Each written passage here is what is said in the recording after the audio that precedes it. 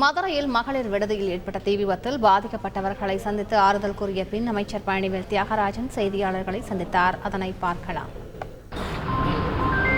கடமையும் பொறுப்பும் பாதிக்கப்பட்டவர்களுக்கு உதவி செய்வது, அதை ஏற்கனவே இன்று காலையிலிருந்து அவங்களுக்கு இங்கே தற்காலிகமாக தங்க இடம் ஏற்பாடு செஞ்சு உணவு, மருத்துவ உதவி இதுவரைக்கும் வழங்கப்பட்டு இனிமேல் ஒரு முழு தகவல் தீட்டல் சர்வே மாதிரி எடுத்து யாரெல்லாம் எங்கே இருந்தால் என்னென்ன பொருள் இருந்துச்சு, எதெல்லாம் எரியாமல் இன்னும் இருக்குது எடுத்துகிட்டு வரக்கூடியது, எதெல்லாம் எரிஞ்சிருக்கு ரீப்ளேஸ் பண்ணோம் அப்படின்றதெல்லாம் ஒரு காம்ப்ரிஹென்சிவ் லிஸ்ட் எடுத்துகிட்டு கலெக்டர் தலைமையிலையும் இங்கே கார்ப்பரேஷன் கமிஷனர் வச்சோம். இவங்களுக்கெல்லாம் முதல் உதவி செய்கிறது அரசாங்கத்துடைய கடமை. அது நடக்கும். அதுக்கும் மேல் ஒரு சில நாட்களுக்கு இவங்களுக்கெல்லாம் தங்குறதுக்கு ஒரு ஆல்டர்னேட் லைசன்ஸ்ட் ஹாஸ்டலில் one person has come forward.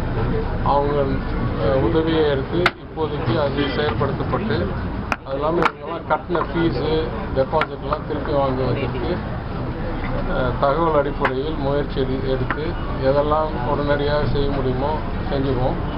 இல்லை என்றால் நானே முன் வந்து என்ன உதவி செய்யணுமோ செய்கிறதுக்கு ரெடியாக இருக்கேன். இது முதல் கடமை. இரண்டாவது, இத்தகைய நிகழ்வுகள் எப்படி நடந்தது, என்னென்ன விதிமீறல் இருந்துச்சு, அதில் எதை திருத்திருக்க முடியும் என்னன்றது கண்டு ஆராய்ந்து அதற்கு முழு ஆய்வு செய்து அதற்கு ஏற்ப நடவடிக்கை போலீஸ்லேயும் கலெக்டர் லெவலையும் கமிஷனர் லெவலையும் எடுக்கப்படும்.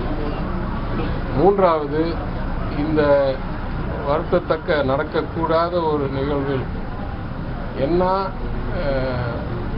அடிப்படை விளைவுகள் இல்லை விதிமுறையில் திருத்தக்கூடிய இல்லை செயல்பாட்டில் திருத்தக்கூடிய ஒரு எரர்ஸ் என்று கண்டறிந்து இனிமேல் இந்த மாதிரி நடக்கிறதை வாய்ப்பு குறைக்கிறதுக்கு ப்ரொசீஜர்லாம் விதிமுறைகளை இம்ப்ரூவ் செய்யணும், மாற்றணும்.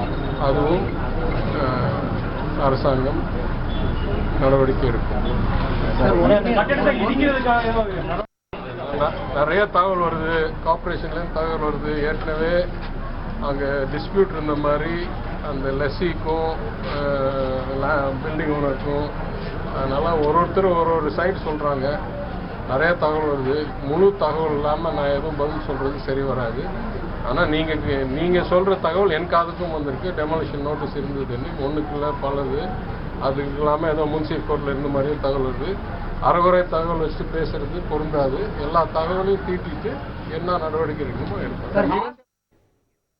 அமைச்சர் பழனிவேல் தியாகராஜன் செய்தியாளர்களை சந்தித்தார். அந்த காட்சிகளை பார்த்தோம். செய்திகளை உடனுக்குடன் தெரிந்து கொள்ள உடனே சப்ஸ்கிரைப் பண்ணுங்க.